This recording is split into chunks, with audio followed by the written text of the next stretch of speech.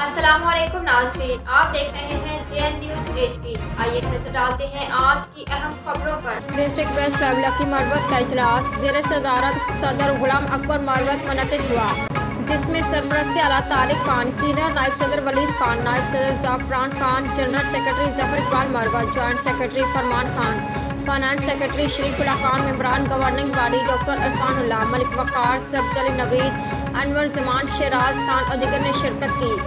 اجلاس میں گزشتہ روز کلرک ایجوکیشن آفس میں صحافیوں پر ہونے والے حملے اور تشدد کی شدید مذمت کی گئی اور کہا گیا کہ محکمہ تعلیم کے غنڈوں کی طرف سے کیے گئے حملے سے ثابت ہوتا ہے کہ محکمہ تعلیم کرپشن کا گڑھ بن چکا ہے، جہاں بھاری رشوت لے کر تبادلے کیے جا رہے ہیں۔ اس سلسلے میں اساتذہ تنظیموں کی جانب سے بے جا دباؤ کو کسی صورت قبول نہیں کیا جائے گا۔ محکمہ ایجوکیشن کلرک اپنی کرپشن چھپانے کے لیے اوچھے ہتھ کنڈوں اور بدمعاشیوں پر اتر آئی ہے۔ اس سلسلے میں ڈسٹرکٹ پریس کلب لکی مروت متفقہ طور پر ڈپٹی کمشنر کلرک اور DPO کلرک سے معاملے کی شفاف انکوائری اور ملوث ملزمان کو سخت سے سخت سزا دینے کا مطالبہ کرتی ہے، کیونکہ شفاف انکوائری ہر شہری کا حق ہے۔ اگر اس سلسلے میں اساتذہ یا دیگر تنظیموں نے بے جا دباؤ ڈالنے کی کوشش کی تو اس کی ہر محاذ پر مزاحمت کی جائے گی۔